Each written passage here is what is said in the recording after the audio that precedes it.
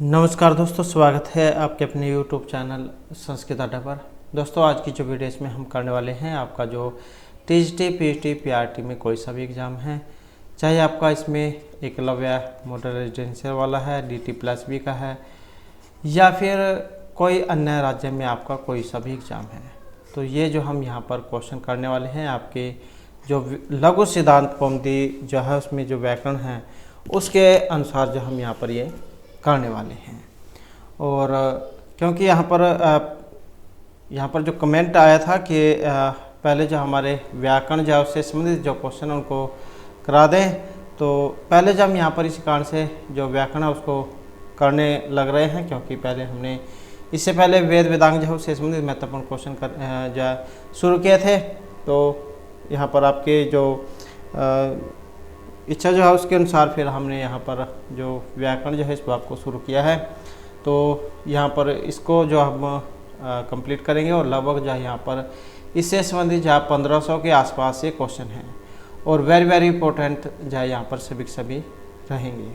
और अगर आप हमारी से पहले वाली वीडियो को अगर आप देखना चाहते हैं तो इसे आप हमारे चैनल की प्लेलिस्ट में जाकर देख सकते हैं। और वीडियो शुरू करने से पहले अगर आपने अभी तक हमारे चैनल को सब्सक्राइब नहीं किया तो सब्सक्राइब कर लीजिएगा और आप हमारा जो टेलीग्राम ग्रुप है उसे भी ज्वाइन कर लीजिएगा। इनका लिंक आपको इस वीडियो के डिस्क्रिप्शन में मिल जाएगा। तो लघु सिद्धांत कौमुदी जो उसके आधार पर आप यहाँ पर देख सकते हैं इसमें कौन कौन से जो टॉपिक जो है आपके सब्जेक्ट जो विषय आएंगे।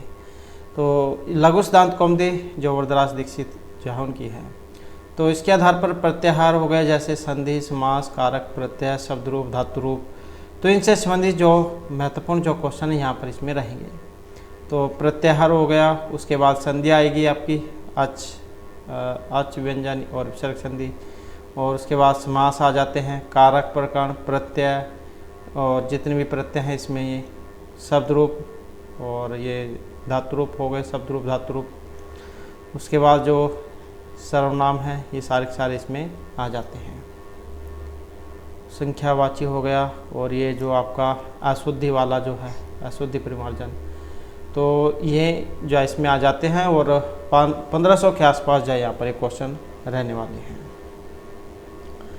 तो हमारा जो यहाँ पर पहला इसमें जो क्वेश्चन है ये संज्ञा प्रकरण जो आपका लघु सिद्धांत कौमुदी में आता है, सबसे पहला ही प्रकरण है संज्ञा प्रकरण प्रत्याहार का। तो यहाँ पर जो इसमें पहला क्वेश्चन जो है असत्य कथन से है, तो इसमें एक बताना है कि यहाँ पर जो असत्य है वो इनमें कौन से वाला है। जैसे विपरीतम है, अभ्यंतर प्रयत्न के अंतर्गत आता है। विवार हो गए, बाह्य प्रयत्न, ईषद विपरीत अभ्यंतर प्रयत्न या संवृत बाह्य प्रयत्न। और इसमें जो हमारा शेषर ऑप्शन डी वाला जो है इसको माना गया है संवृतम, जो बाह्य प्रयत्न के अंतर्गत आते हैं। तो यही जो है यहाँ पर इसमें गलत है। विवृत अभ्यंतर प्रयत्न के अंतर्गत आते हैं, विवार बाह्य प्रयत्न के, ईषद विवृत अभ्यंतर प्रयत्न के अंतर्गत आ जाते हैं। और वर्ण के उच्चारण करने की जो चेष्टा है उसको हम प्रयत्न कहेंगे। प्रयत्न जो है दो प्रकार के होते हैं, एक होता है अभ्यंतर प्रयत्न और एक होता है बाह्य प्रयत्न। जो अभ्यंतर प्रयत्न है इसके होते हैं 5 भेद, या कह सकते हैं कि 5 प्रकार इसके होते हैं। सपृष्ठ, ईषद सपृष्ठ, ईषद विपरीत, विपरीत और संवृत, जिनके बारे में हम आगे पढ़ेंगे। और इसी प्रकार से जैसे अभ्यंतर प्रयत्न ये 5 है, जो बाह्य प्रयत्न है इनकी संख्या 11 होती है, जिसमें विवार, संवार, श्वास, नाद, घोष, अल्पप्राण, महाप्राण, उदात, अनुदात, संवृत, इस प्रकार से आ जाते हैं। तो इनकी संख्या 11 मानी गई है। तो आगे जो इनके बारे में बताया गया है यहाँ पर इस जो डायग्राम है इसके माध्यम से आप ये देख सकते हैं। तो यहाँ पर अभ्यंतर जो प्रयत्न है जिनकी संख्या 5 होती है, सपृष्ठ, ईषद सपृष्ठ, ईषद विपरीत, विपरीत और संवृत। अब जो यहाँ पर सपृष्ठ जो है जिनको स्पर्श वर्ण कह देते हैं, तो क से लेकर माँ तक के जो वर्ण हैं इनको स्पर्श वर्ण कहा जाता है, जिसमें क्वरग, च्वरग, ट्वरग, त्वरग, पुअरग ये आ जाते हैं। उनकी संख्या 25 है। उसके बाद जो है ईषद सपृष्ठ यहाँ पर आ जाते हैं। और एग्जाम में ये क्वेश्चन भी आता है, ईषद सपृष्ठ को अन्य किस नाम से जाना जाता है। तो ईषद सपृष्ठ को हम अंतस्थ वर्ण कह देते हैं। तो जिसमें य, र, ल, व ये 4 होते हैं। इनकी संख्या भी एग्जाम में आती है कि ईसा सप्रिश जो वर्ण है इनकी संख्या कितनी है? तो इनकी संख्या 4 है और जो ये यर अलावा जो है ये आपके आ जाते हैं इसमें अंतस्थ वर्ण में, जिसको ईसा सप्रिश भी कह देते हैं। उसके बाद जो तीसरा है ईसद विपरीत। ईसद विपरीत कह देते हैं जो आपके उसम वर्ण हैं, इनकी भी संख्या 4 ही होती है। और सल भी इनको कह देते हैं, जिसमें श श स ह ये तालव्य हो गया, मूर्धन्य हो गए और दंतस है, क्योंकि इनका उच्चारण अलग अलग होता है। और हाँ, तो इनकी संख्या 4 होती है और इनको ईसद विपरीत कहा गया है। उसके बाद जो नंबर 4 में आ जाता है विपरीत। विपरीत क्या होते हैं? जो आपके स्वर हैं अ इ उ री ली ए ओ ऐ औ, तो ये जो हैं इनको कह देते हैं आपके विपरीत। उसके बाद आ जाता है समृत। समृत क्या है? जो हर्षव आपने देखा होगा इस प्रकार का, तो अप्रयोग की दशा उच्चारण की दिशा में असमृत है, तो इसको कह देते हैं हर्षव आ को। तो इस प्रकार से यह अभ्यंतर प्रयत्न है और इनकी जो संख्या ये 5 है। उसके बाद आ जाते हैं यहाँ पर जो हमारे बाह्य प्रयत्न है। दूसरा है बाह्य प्रयत्न। बाह्य प्रयत्न जो इनकी संख्या 11 मानी गई है, जिसमें विवार, श्वास, आघोष, स्वर, नाद घोष, अलप्राण और फिर महाप्राण, उदात, अनुदात और सबरित। तो इस प्रकार से जो है यहाँ पर 11 ये आ जाते हैं। और जो ये श्वास जो है विवार, श्वास और आघोष, इनको खर प्रत्याहार भी कह देते हैं। जैसे क ख च छ ट ठ त थ प फ स स, तो इस प्रकार से जो है यहाँ पर ये खर प्रत्याहार है, विवार, श्वास, आघोष। तो विवार, श्वास, आघोष को खर कह देते हैं, जिसके अंतर्गत क ख च छ ट ठ त थ प फ और उसमान ये आ जाते हैं। उसके बाद आ जाता है स्वर, नाद घोष, जिसको हस प्रत्याहार कह देते हैं। और इसमें जो आपके जो इससे आगे के जो हैं तीसरा, चौथा, पांचवा वर्ण इसमें आ जाता है। विवार, श्वास, अघोष, इसमें आपका पहला, दूसरा वर्ण आएगा और उस वर्ण आएंगे स स स। जो स्वर, नाद घोष है इसमें इससे आगे के तीसरा, चौथा, पांचवा वर्ण आएगा। उसके बाद है अलप्राण। अलप्राण जो है इसमें वर्ग का प्रथम, तृतीय और जो पांचवा वर्ण आ जाता है, जैसे क, ग, ग। तो इसमें पहला, तीसरा, पांचवा वर्ण और जो आपके अंतस्थ वर्ण आते हैं। उसके बाद है महाप्राण। महाप्राण इसमें आपका दूसरा, चौथा वर्ण और सल जो है स स ह ये आएंगे। और उसके बाद आ जाता है उदात, अनुदात, स्वरित, जिसमें आपके स्वर वर्ण जो है वे आ जाते हैं। अलप्राण किसे कह देते हैं? जिसमें बोलने में कम समय लगता है, उसको कह देते हैं अलप्राण। उसके बाद है महाप्राण, जिसको बोलने में अलप्राण से ज़्यादा समय लगेगा, उसको कहेंगे हम महाप्राण। उसके बाद जो हमारा नेक्स्ट क्वेश्चन आ जाता है, तो क्वेश्चन है यहाँ पर, तो यहाँ पर सूची जो दी गई है 1 को 2 के साथ आपने मिलान करना है।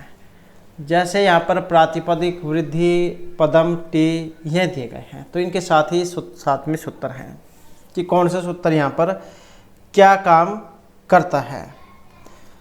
तो यहाँ पर जो देखें तो इसमें हमारा सी आंसर जो ऑप्शन सी को माना गया है, 4, 1, 2 और 3। तो प्रातिपदिक संज्ञा करने वाला कौन सा है? प्रातिपदिक जो है यहाँ पर अर्थवद अधातुर प्रत्यय प्रातिपदिकम ये करेगा, जो ऑप्शन 4 में है। वृद्धि संज्ञा करने वाला कौन सा है? तो वृद्धि संज्ञा करने वाला कौन सा है? जो ऑप्शन 1 में है, आद एच ये करेगा आपका वृद्धि। उसके बाद पद संज्ञा करने वाला सूत्र कौन सा है? तो शुभ तिगंतम पदम जो है, शुभंत और तिगंत उनकी करता है पद संज्ञा। और ये शुभ तिंग क्या होते हैं? जैसे आपके ये राम वाले शब्द रूप हो गए, शब्द रूप कह देते हैं जिनको, और ये तिगंत हो गए जो आपके धातु रूप हैं, तो इनकी करता है ये। उसके बाद जो यहाँ पर टी संज्ञा करने वाला जो है ये अचौंत्यादि टी सूत्र है। तो इस प्रकार से यहाँ पर संज्ञाएं करते हैं। उसके बाद जाता है गोपस्य स्त्री गोपी इत्यत्र केन सूत्रेण का प्रत्यय भवति। तो गोपस्य स्त्री गोपी, जैसे ये गोपस्य का मतलब जो है यहाँ पर जैसे दूध निकालने वाला होता है, ग्वाला का देते हैं जिसको, तो उसकी जो पत्नी है उसकी स्त्री, तो गोपी यहाँ पर इस सूत्रेण का प्रत्यय है। ऋण्यभ्यो गीप, पुण्योगादाख्याम इति गीस, उगित च इति गीप या पत्यो न यज संज्ञो इति गीप। तो यहाँ पर जो गोपी जो शब्द बना है इसमें प्रत्यय जा कौन सा लगा है? प्रत्यय की बात करें तो इसमें ऑप्शन बी जो है इसको माना गया है पुण्योगादाख्याम। यह सूत्र है जो इसमें गीस करेगा, गीस की बड़ी ई जो है शेष बचती है। तो उसके बाद जो अन्य कार्य होकर यहाँ पर ये रूप बनता है आपका। और जैसे ये ऋण्यभ्यो गीप दिया गया है, ये कर्ता ये भी आपका दीर्घ ई ही है। इसके में कर्तरी, दंडिनी, राज्य, सुनी ये वाले रूप बनते हैं। और ये उगित चाय कर्ता ये भी आपका गीप ही है, बचेगी इनके यही दीर्घ ई ही। इसके रूप जो है नदी, चौरी, देवी, ग्राही, गरी ये वाले हैं।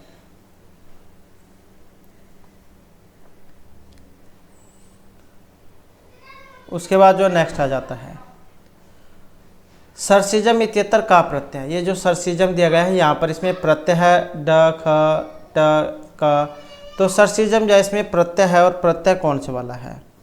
तो प्रत्यय की बात करें तो ऑप्शन जो इसमें ये वाला रहेगा, कमल जो उसको कह देते हैं। तो यहाँ पर ड जो है प्रत्यय है। अब ये ड करने वाला सूत्र कौन सा है? तो सप्तम जनेर ड एक सूत्र है जो सप्तम्यंत पद पहले रहने पर जन धातु से ड प्रत्यय होगा। तो सरसी प्लस में जन धातु और ड प्रत्यय होगा सप्तम्याम जनेर सूत्र के द्वारा। अन्य कार्य वगैरह होकर उसके बाद ये सरसिजम बनता है। नेक्स्ट आ जाता है हमारा यहाँ पर संस्कृत व्याकरण पाणिनि अनुसृत्य प्रत्याहारा नाम संख्या की थी। तो संस्कृत व्याकरण में जो महर्षि पाणिनि मुनि हैं उनके अनुसार प्रत्याहारों की संख्या 54, 43, 45 या फिर 39। तो इनकी संख्या कितनी है? और कहीं कहीं पर आपको 42 भी देखने को मिल सकती है। और यहाँ पर जाए इनके अनुसार माना गया है तो ऑप्शन सी अर्थात 43 जाए यहाँ पर प्रत्याहारों की संख्या मानी गई है। प्रत्याहार का मतलब क्या होता है? प्रत्याहार जो है इसका अर्थ होता है संक्षिप्त करना। आदिर अंतेन संहिता, आदि वर्ण अंतिम इत वर्ण के साथ मिलकर प्रत्याहार बनाते हैं जो आदि वर्ण एवं इत संज्ञक अंतिम वर्ण के पूर्व आए हुए वर्णों की समष्टि रूप में बोध कराता है। तो र प्रत्याहार को लेकर कुल जाए यहाँ पर 43 प्रत्याहार ये माने गए हैं। उसके बाद है कर्ण संज्ञा भवती। कर्ण संज्ञा कर्तुर ईप्सितम तुम क्रिया अभिप्रेतस्य साधकम या अधिकार की। तो कर्ण संज्ञा करने वाला सूत्र वेरी इंपॉर्टेंट है, ये भी बहुत ज़्यादा एग्जाम में आता है कर्ण संज्ञा वाला। तो साधकतम कर्ण जो ऑप्शन बी में है। क्रिया की सिद्धि में जो सबसे ज़्यादा जो सहायक होगा उसकी कर्ण संज्ञा होगी, जैसे बालकः कंदुकेन क्रीडति। उसके बाद आ जाता है अपदान संज्ञा है विधानम न करोति सूत्रम। तो अपदान संज्ञा का विधान यहाँ पर एक सूत्र नहीं करता है, वो कौन से वाला है? ध्रुवम अपाय अपदानम से प्रिहेर ईप्सित है, भूह प्रभोष वाणार्थनाम ईप्सित है। तो यहाँ पर अपदान संज्ञा का विधान नहीं करता है और ये जो ऑप्शन बी में आया है सप्रिहेर ईप्सित है, क्योंकि ये सप्रिय स्पर्श करने अर्थ में है और चतुर्थी वक्त जो उसमें लगता है, तो ये अलग है इनसे। उसके बाद है अच प्रत्याहारे न बाधित है भवती। अच जो प्रत्याहार उसमें एक नहीं है, च है, अ है, दीर्घ री है या ए है। और इसमें जो यहाँ पर नहीं है जो ये ऑप्शन ए में आया है च। अच प्रत्याहार जो इसके अंतर्गत चा का बोध नहीं होता है। अच जैसे यहाँ पर अ से और चा के बीच में जो भी वर्ण आते हैं, आई उण जो आपने महेश्वर सूत्र पढ़े होंगे, भगवान शिव के डमरू से जो निकले थे आई उण रील री ये वाले, तो इसमें अ और चा के बीच में जो आएंगे आई उण अ ई उ, जैसे आई उण है अ ई उ अणा ये है। तो हमने जो हलंत है इसको छोड़ देना है और इससे पहले वाले वर्ण ले लेने हैं। तो ये आपके अण प्रत्याहार में आते हैं, इनको कह देते हैं अण प्रत्याहार। इस प्रकार से आप इनको बना सकते हैं। अण में अ ई उ ये वाला आएंगे। तो ये वाला छोड़ देना है जो हलंत होगा। तो इसमें अच प्रत्याहार में बात करें तो इसमें अ इ उ रि लिरी मतलब ऐ उण रिलिरिक एवं ऐ औच ये आता है, तो जो हलंत है वो आपने छोड़ देने हैं। तो हल प्रत्याहार में संपूर्ण व्यंजन वर्ण ये आ जाते हैं। उसके बाद है कर्म संज्ञा विधायक सूत्रम नास्ति। यहाँ पर कर्म संज्ञा एक सूत्र नहीं है। अभिनिवेश एकतम च तथा युक्तम च अनपचितम यह सहयुक्त प्रधानम। तो यहाँ पर जो है इसमें कर्म संज्ञा विधायक एक सूत्र नहीं है, जो ऑप्शन डी में है सहयुक्त अप्रधान है, क्योंकि सह जो है सह साकम सार्धम समम इनके योग में लगती है तृतीय विभक्ति, तो ये अलग है। नेक्स्ट है लोप संज्ञा विधायक सूत्रम अस्ति। लोप संज्ञा करने वाला सूत्र कौन सा है? तस्य लोप है, दर्शनम लोप है, हलंतम या आदिर अंतेन संहिता। तो लोप संज्ञा विधायक सूत्र है यहाँ पर, मतलब लोप संज्ञा करने वाला सूत्र है। और लोप संज्ञा करने वाला जो यहाँ पर इसमें सूत्र है ऑप्शन सी वाला अदर्शनम लोप है। और आदिर अंतेन संहिता ये क्या करेगा? आदि वर्ण अंतिम इत वर्ण के साथ मिलकर प्रत्याहार बनाता है। जो आदि वर्ण एवं इत संज्ञक अंतिम वर्ण के पूर्व आए हुए वर्णों का समष्टि रूप में बोध कराता है।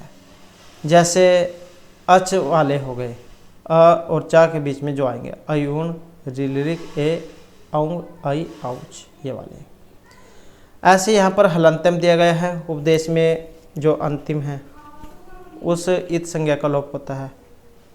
उपदेश में अंतिम व्यंजन वर्ण इत संज्ञक होते हैं, लेकिन विभक्ति में अंतिम त और स और म इनका लोप नहीं होता। उसके बाद है धौलिकता नाम समचिन तालकम चुनौती। यहाँ पर भी जो आपने इनका मिलान जा करना है। तो जैसे अलोन्त्यात पूर्व है, अचोन्त्यादि टी होती है, हमने पहले ही सूत्र में किया था। एक काल प्रत्यय है, निषेध विकल्प हो, तो इसका जो है यहाँ पर कौन सा इसमें आएगा? और ऑप्शन सी वाला। तो इनको मिलान करके देख लेते हैं। जैसे अलो अंत्यात पूर्व, तो ये सूत्र क्या करता है? ये करेगा उपधा संज्ञा, जो ऑप्शन 4 में आई है अलो अंत्यात पूर्व उपधा। अचो अंत्यादि टी होता है, जैसे कि हमने पहले भी पढ़ा था, तो ये हो जाएगा। और एकाल प्रत्यय है, तो ये होता है अपरिक्त एकाल प्रत्यय, जो ऑप्शन 2 में है। निषेध विकल्प जो एक यहाँ पर बच गया, तो निषेध विकल्प ये होता है विभाषा संज्ञा, तो जो ऑप्शन 1 में है। उसके बाद आ जाता है अभ्यंतर प्रत्यय अनुसारण को इत्यस्य उदित ध्वनि वर्ग अस्ति। तो को जो है इसके उदित ध्वनि वर्ग है। स्पर्श संघर्षी, संघर्षी स्पर्श है या पार्श्विक है। तो अभ्यंतर प्रत्यय अनुसारण को इसका उदित ध्वनि वर्ग कौन सा है? और इसका है ऑप्शन डी स्पर्श वर्ण। काद्यों में अवसाना स्पर्श, काद्यों में अवसाना आपने पढ़ा होगा, जो स्पर्श वर्ण में आता है। तो का से मा तक का अभ्यंतर प्रत्यय स्पर्श होता है, और को से तात्पर्य जो आपका कुवर्ग है इनसे लिया जाता है। को आपने को चोटो तो ये पढ़े होंगे, कुवर्ग चवर्ग पुवर्ग, तो बात एक ही है, इनको कुवर्ग कह देते हैं। उसके बाद है जक्षिताद्य है सट इत्यनेन विधीयते। नधि प्रगृह अभ्यस्त या निष्ठा संज्ञा, और इनकी मानी गई है अभ्यस्त संज्ञा, जो यहाँ पर ऑप्शन सी में दी गई है। ये रूप है जक्षत जक्षतौ जक्षत है, तो इसमें जो है इनकी अभ्यस्त संज्ञा होती है।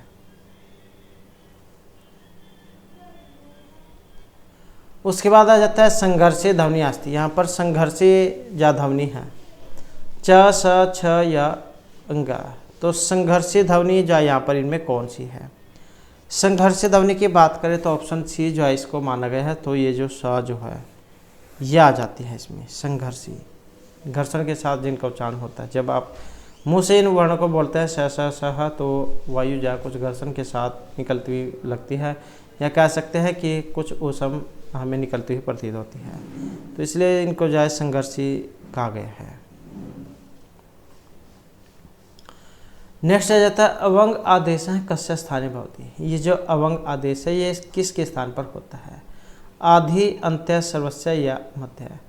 अवंग आदेश कहाँ पर होगा? आदि में, मध्य में होगा, सभी जगह होगा। तो मतलब ये कहाँ पर होगा अवंग आदेश? और इसमें रहेगा ऑप्शन सी, तो ये अंतिम में होता है। तो अवंग आदेश अंत्य स्थाने भवन्ति थी, तो वर्ण के स्थान पर होगा, क्योंकि अवंग में ग, ये जो अंगा जो आया है, कार की हलंत्यम से संज्ञा होगी और तस्य लोप से लोप। तो इसका जो है अवंग का अवही शेष बचता है, जितने भी ये हलंत होते हैं सब का लोप हो जाता है। तो ग की संज्ञा होने के कारण यह गीत है, और अंतिम जो वर्ण है इसके स्थान पर ये होगा। उसके बाद आ जाता है वृद्धि संज्ञक वर्ण है अस्ति। तो यहाँ पर इसमें वृद्धि करने वाला है। अब वृद्धि संज्ञा का एक वर्ण है यहाँ पर जो ऑप्शन बी में आया है, आई। तो यही क्या है? वृद्धि संज्ञक है। जैसे आपने रूप पढ़े होंगे, गवेशा कह सकते हैं, या कृष्णेकत्वम पढ़ा होगा, कृष्णेकत्वम, जिसमें संधि होती है ये वाली, कृष्ण और प्लस में एकत्वम। तो यहाँ पर इसमें अ और जो ए है इसमें आई जो है इसमें होती है, तो इनमें क्या है? वृद्धि होती है। और ये रूप आपने इसका वर्ण हुआ देखा भी होगा, कृष्णई, जिसमें दो मात्रा होंगी, कृष्णई एकत्वम, एकत्वम। तो जिसमें ये दो मात्रा होती है उसमें मतलब वृद्धि हुई है। नेक्स्ट है संस्कृत व्याकरण इत संज्ञकस्य किम भवति। इत संज्ञा की होगी आगम है, वृद्धि, विपर्य या लोप है। इत संज्ञा का क्या होता है? और इत संज्ञा का होता है लोप, जो यहाँ पर डी में है। उसके बाद है संस्कृत व्याकरण लोप है शब्देन वर्णस्य का अवस्था सूच्यते। तो संस्कृत व्याकरण में जो लोप है शब्द है, इससे वर्ण की अवस्था विकार होता है, आदर्शनम, नाश या पुनरावर्तनम। तो लोप का मतलब क्या है? इसका है ऑप्शन सी, आदर्शनम से, आदर्शनम लोप है। तो ये सूत्र भी है। तो संस्कृत व्याकरण में लोप शब्द से वर्ण का न दिखाई देना ये बताता है, लेकिन उसका प्रभाव शब्द में विद्यमान रहता है। जैसे दशरथी शब्द है, दशरथ प्लस में ई है, तो अदर्शनम लोप है, सूत्र से लोप संज्ञा होकर जाए दशरथी रूप बनता है। तो अदर्शनम लोप है। उसके बाद यस्य हलयत यस्य इत्यनेन ग्रहणम भवति। तो यस्य जो है केवल या का होगा, अकार सहितम या का होगा, यत प्रातिपदिक निष्पन्न षष्ठ्यंत का होगा, या उक्तेषु न कस्यापि, इनमें से किसी का भी नहीं होगा। तो यस्य हल में जो यस्य है इसका जो ग्रहण है ये आया है ऑप्शन बी में, अकार सहित या का ग्रहण होगा। उसके बाद आ जाता है अधोलिखितेषु वृद्धि संज्ञका नास्ति। अब यहाँ पर एक वृद्धि संज्ञक नहीं है। हमने पहले जो क्वेश्चन आया था उसमें पढ़ा था वृद्धि वाला। तो यहाँ पर एक वृद्धि संज्ञक नहीं है, और कौन सा वाला? जो ऑप्शन बी में है ओ। और वृद्धि संज्ञा करने वाला सूत्र कौन सा है? वृद्धि रादेश जो सूत्र इसके अनुसार होती है वृद्धि। वृद्धि संज्ञा वृद्धि रेचि से वृद्धि, और वृद्धि रादेश से वृद्धि संज्ञा। तो आ आई औ, आ आई औ इनकी होगी वृद्धि संज्ञा, और आदेंग गुण से गो। नेक्स्ट आ जाता है गुण संज्ञक वर्णों को। ये जो गुण संज्ञक वर्ण हैं ये कौन कौन से हैं? इनमें से अ आई औ। तो गुण संज्ञक वर्ण कौन से हैं? और जो ऑप्शन डी में आए हैं ए और ओ, ये माने गए हैं गुण संज्ञक वर्ण। आदेंग गुण सूत्र है जो गुण संज्ञा करता है। उसके बाद आ जाता है यहाँ पर जो रूप दिया गया हरि एतौ इत्यत्र हरि इत्यस्य का संज्ञा। हरि एतौ ये शब्द रूप है, इसमें हरि जो है इसकी संज्ञा कौन सी है? स्वर्ण संज्ञा हुई है, गति हुई है, घी या फिर परगृह संज्ञा इसकी हुई है।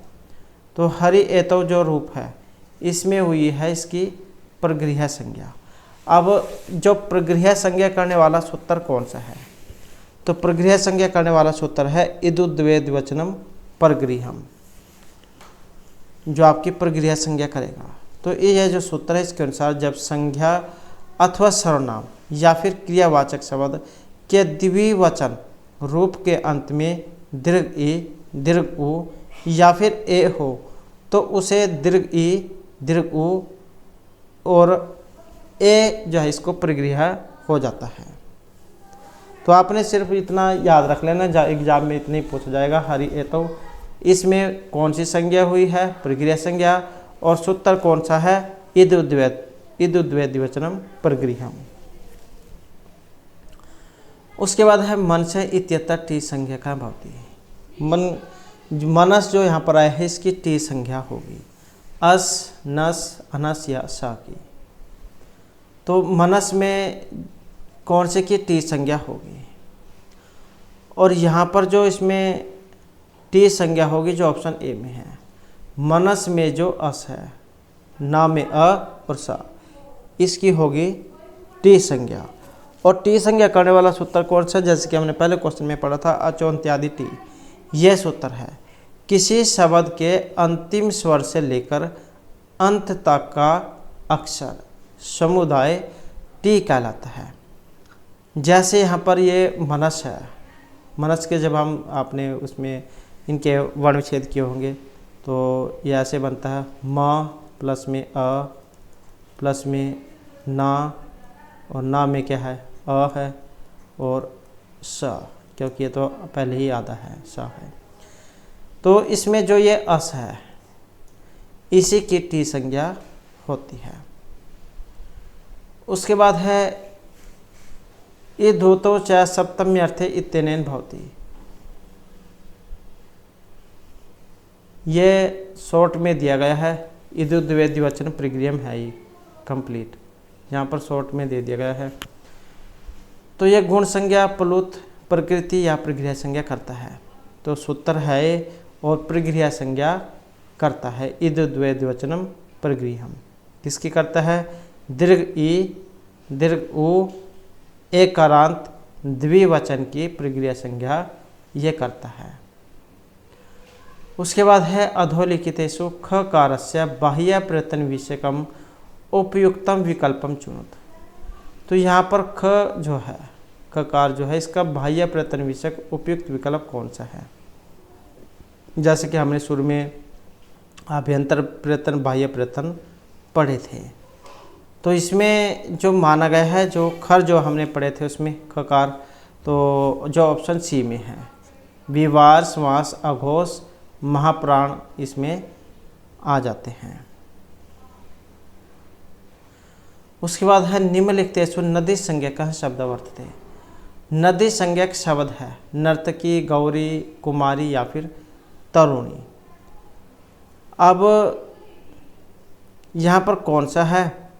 और इसमें माना गया जो ऑप्शन सी में है गौरी, पार्वती। तो यह है नदी संज्ञक। अब एक क्वेश्चन और एग्जाम में आता है नदी संज्ञा करने वाला सूत्र। तो यो स्त्राख्यो नदी ये सूत्र है जो नदी जो है क्या करेगा? नदी संज्ञा करेगा। और किसकी करेगा? स्त्रीलिंग में करता है दीर्घ ई, दीर्घ उ जो शब्द होंगे उनकी होगी नदी संज्ञा।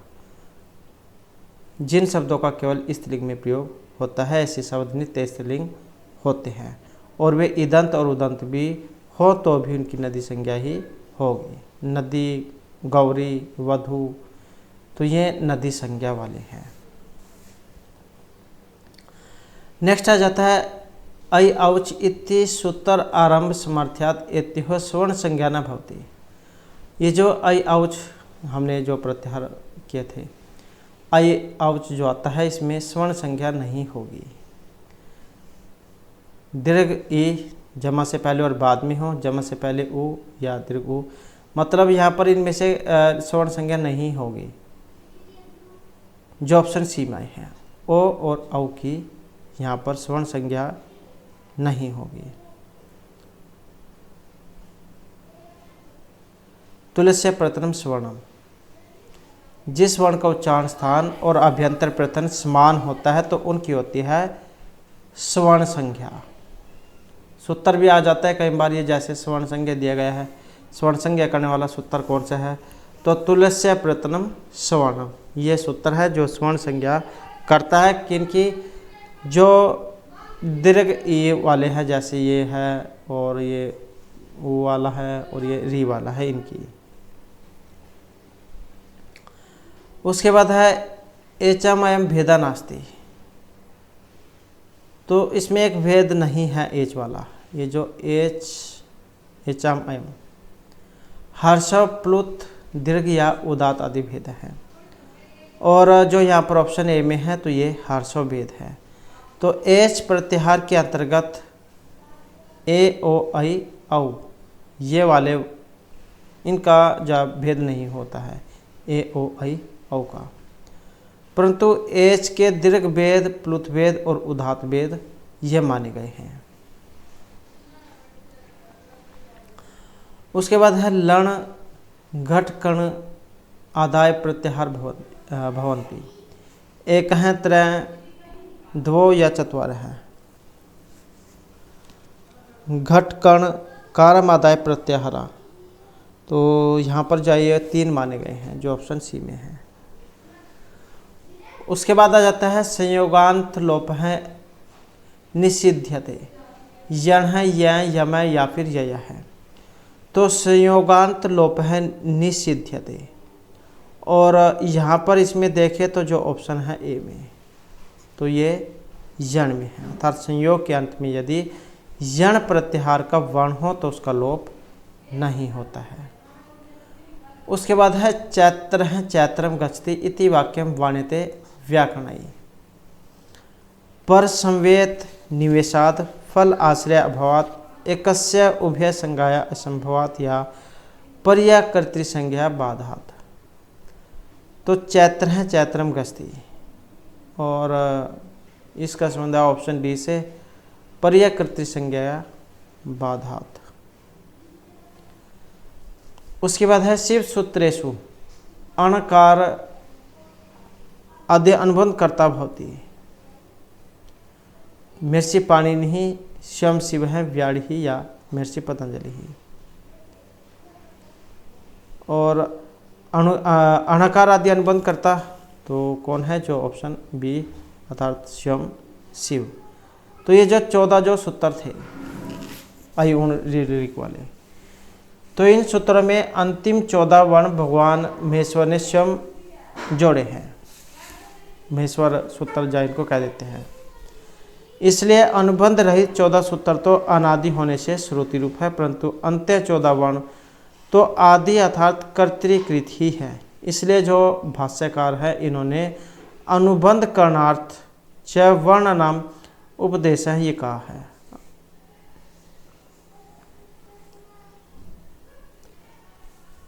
उसके बाद है ओतो गार्गस्य इति सूत्रेण भवति, स र य विसर्ग है, तो ओतो गार्गस्य इति सूत्रेण भवति, और इस सूत्र से होगा या लोप जो यहाँ पर बी में आया है।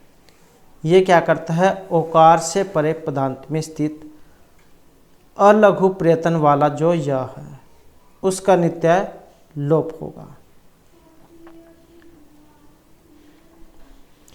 उसके बाद है संस्कृत व्याकरण अनुसारम भवति इत्यस्य का संज्ञा भवति, निष्ठा भ पद या सर्वनाम स्थान संज्ञा, तो भवति की संज्ञा होगी इसमें जो ऑप्शन बी में है, तो ये होती है पद संज्ञा। हमने शुरू क्वेश्चन में पढ़ा था एक शुभ तिगंतम पदम वाला सूत्र, जो सुबंत और तिगंत की पद संज्ञा करता था। सुबंत मतलब जो आपके राम के शब्द रूप आते हैं, और तिगंत जो आपकी धातुएं हैं, तो उसमें आता है भवति में कौन सी धातु है, भू धातु। और एक क्वेश्चन ये भी एग्जाम में पूछा जाता है, जैसे ये सुबंत तिगंत है, सुप कितने होते हैं, तो सुप जैन की संख्या होती है 21, सु अवजस अमोर्सस ये वाले, और जो तिगंत हैं, जो तिप्तासी हैं, तिप्तासी, सिप्तस्ता, मीपस्मस, ये वाले, तो इनकी संख्या 18 होती है। तो ये भी क्वेश्चन जो एग्जाम में पूछा जाता है।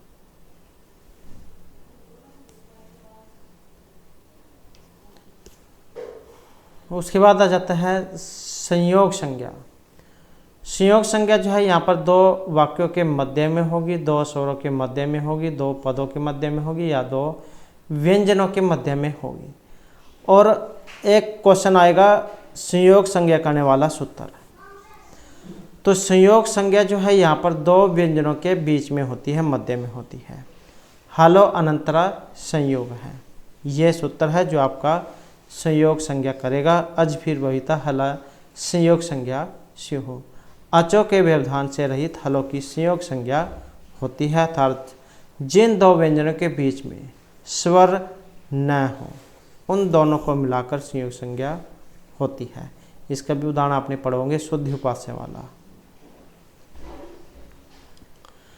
नेक्स्ट है पवर्गस्य उच्चारण स्थान भवति। ये जो पवर्ग है इसका उच्चारण होता है ओष्ठ, दंत, तालु या फिर कंठ से। तो ये आपके उच्चारण स्थान उसमें से है। और उपपद्यमान नाम ओष्ठ, उकार और जो पवर्ग है इनका उच्चारण स्थान हमारे होठ से होता है। इच्यसा नाम तालु, ई च्वर्ग य और श इनका उच्चारण स्थान तालु से होगा। और ऋतुषा नाम मूर्धा, री त्वर्ग र और मूर्धन्य श इनका उच्चारण स्थान मूर्धा से होगा। लरी तुलसा नाम दंता, लरी त्वर्ग ल और श का उच्चारण स्थान दंत से होता है। अकुह विसर्जन नाम कंठ, अ कुवर्ग और विसर्ग इनका स्थान कंठ से होता है। यम गणना नाम नासिका, यमगणना जो 5 होते हैं इनकी संख्या, इनका जो उच्चारण है हमारी नाक से होता है, नासिका। ए दैतव कंठ तालु, ये जो ए जो होता है इनका उच्चारण स्थान हमारे कंठ और तालु से माना गया है। वकारस्य दंतोष्ठम, वा का उच्चारण स्थान हमारे दांत और होठ से होता है। जीवमूलस्य जीवमूलम और नासिका अनुस्वार और ओदैतव कंठोष्ठम, ओ जो है इनका उच्चारण स्थान कंठ और ओठ से है। तो इस प्रकार से ये उच्चारण स्थान है। उसके बाद है विभाषा संज्ञा का उस्ता है न वा सत्रिशानच अधिपरि या चा इति। तो विभाषा संज्ञा का उस्ता है। स्था क्यों है? क्योंकि दो के बारे में पूछा गया है। अस्थिस्थ है संधि द्विवचन। तो यहाँ पर इसमें देखें तो कौन से वाला जो है यहाँ पर इसमें माना गया है। तो यहाँ पर इसमें जो माना गया है जो ऑप्शन ए में आया है न वा, ये विभाषा संज्ञा क्या माने गए हैं। न व्यति विभाषा ये वाला सूत्र है। प्रतिषेध और विकल्प की विभाषा संज्ञा होती है। विभाषा का अर्थ लिया गया है किसी कार्य को विकल्प से होना। वा अथवा, या आपने क्वेश्चन में देखे होंगे कि या तो ये क्वेश्चन करना है या फिर ये वाला करना है। तो वाह या फिर अन्यत्र श्याम हो गया, तो इसका भी मतलब विकल्प वाला है। उसके बाद आ जाता है चाद्यो सत्वे इति सूत्रेण विधीयते। ये सूत्र है और ये क्या करता है, ये उपसर्ग संज्ञा, विभाषा, धातु या निपात संज्ञा। तो ये सूत्र क्या करता है, और चाद्य सत्वे ये करेगा निपात संज्ञा।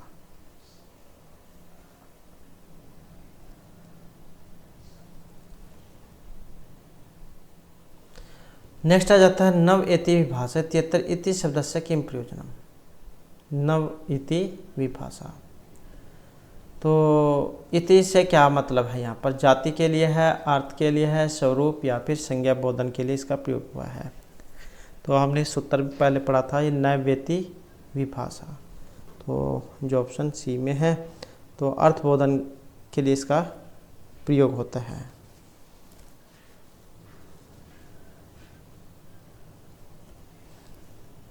नैवेति विभाषा आपने याद रखना है। उसके बाद आ जाता है यहाँ पर हमारा हलंतम इत्यत्र अन्य अन्य आश्रय दोष परिहाराय भट्टोजी दीक्षितेन का पक्ष स्वीकृत है। आवृत्ति एक्सेस है तंत्रम या समाहार द्वंद्व है। तो हलंतम इत्यत्र, और इसमें माना गया है ऑप्शन ए को, तो ये है आवृत्ति ही।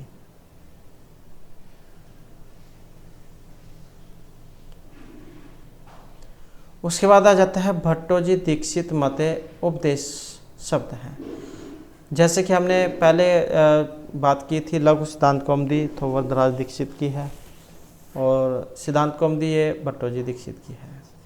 तो यहाँ पर जो भट्टोजी दीक्षित है, इनके मत में उपदेश शब्द भाव ज्ञानत हैं, कर्मांत हैं, कर्ण ज्ञानत हैं या कर्ति ज्ञानत हैं। तो इनके अनुसार जो यहाँ पर माना गया है ऑप्शन ए वाला। तो भू आदि धातु, ऐ ऊण आदि सूत्र, उण आदि वाक्य, लिंग अनुशासनम, आगम, प्रत्यय और आदेश, ये उपदेश माने गए हैं। उपदेश शब्द में उपसर्ग पूर्वक दिस धातु से कई आचार्यों में कर्ण अर्थ में घ प्रत्यय करके सिद्धि हुई है, और उसका उपदेश अर्थ शास्त्र माना गया है। किंतु जो प्रोढ़ नॉर्मा है, इसमें दीक्षित ने अनेक तर्कों के द्वारा खंडित करके उपदेश पद का आद्य उच्चारण अर्थ मानते हुए भाव अर्थ में घ प्रत्यय किया था। तो बस आपने इतना याद रख लेना है। भट्टोजी दीक्षित मत के अनुसार उपदेश शब्द यहाँ पर भाव घ जो है उसे माना गया है, घ जो प्रत्यय होता है ये वाला। उसके बाद है ह इति संज्ञा कति वर्णनाम वर्तते। अ इति संज्ञा चतुर्विंशति है, द्वादशा नाम, अष्टादशा नाम या फिर दशा नाम। तो अ इति संज्ञा कति वर्णनाम वर्तते। अ जो यहाँ पर संज्ञा होगी कितने वर्णों की होगी, और यह होगी 18 की, जो ऑप्शन बी में है। अब ये भी जो है वेरी वेरी इंपॉर्टेंट क्वेश्चन है, जितना कह लो उतना कम है। एक क्वेश्चन एग्जाम में कई बार आ चुका है।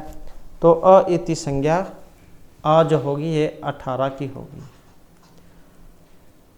अ में कौन कौन से, अ, ई, उ, ये है, इनकी संज्ञा है 18। और आई, ए, आई, ओ, ये ओ है और ये औ, इनकी संख्या 12 है। और री और लरी, ये इनके कुल 30 भेद हैं। तो इस प्रकार से आता है अयूण ये 18, अ ई ओ 18, ए ओ आई औ ये 12, और इनको मिलाकर ये 30 हैं, री लरी।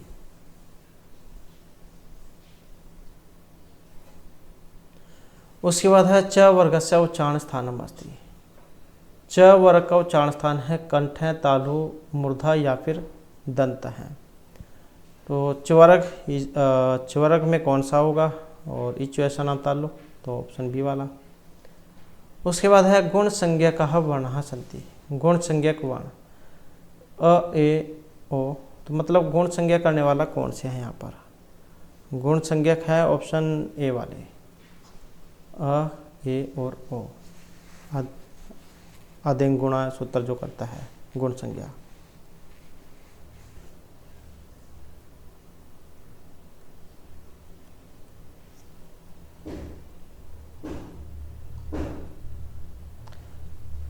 उसके बाद है संहिता संज्ञा विधायक सूत्रम। संहितायाम संहार संहिता, अलवंत्यात् पूर्व संहिता या पर सन्निकर्ष है संहिता। तो संहिता संज्ञा विधायक सूत्र है, और जो ऑप्शन डी में है पर सन्निकर्ष है संहिता।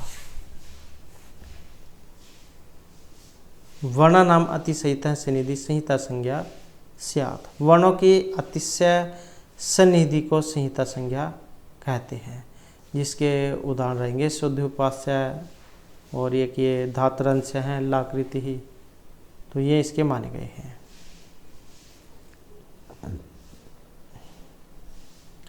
उसके बाद है लघु सिद्धांत कौमुदी अनुसार अभ्यंतर प्रयत्न कतिविधा भवति। अभ्यंतर प्रयत्न जैसे कि हमने पहले क्वेश्चन में किए थे, अभ्यंतर और बाह्य प्रयत्न। तो अभ्यंतर प्रयत्न कितने हैं, तो ये 5 हैं, जो ऑप्शन सी में है। सपृष्ठ, ईषद सपृष्ठ, विवृत, ईषद विवृत और समवृत। और बाह्य प्रयत्न 11। उसके बाद है यण वर्ण नाम उच्चारण बाह्य प्रयत्न से नामास्ति।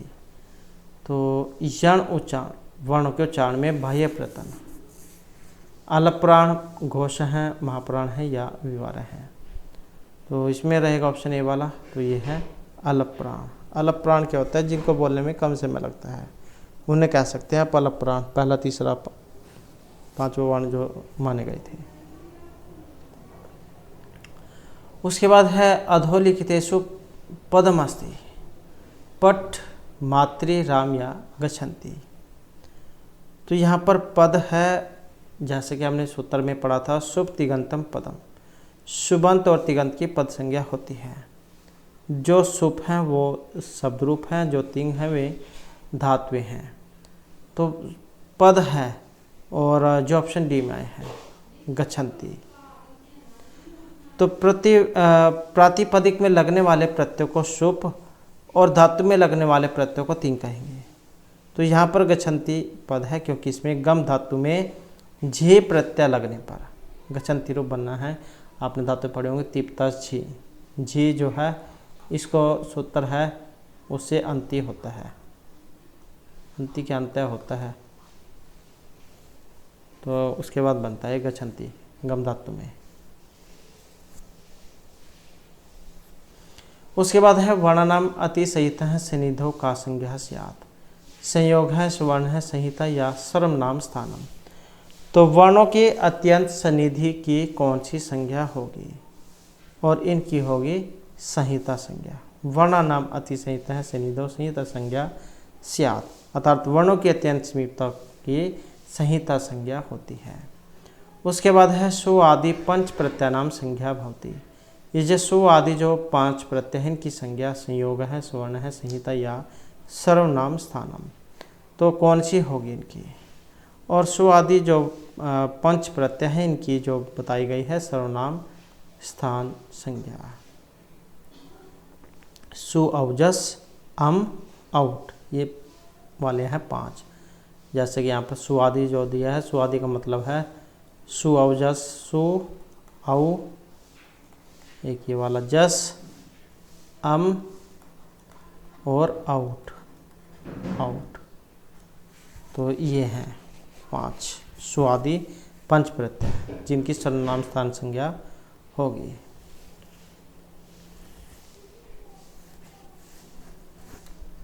उसके बाद है स्वरः सन्ति।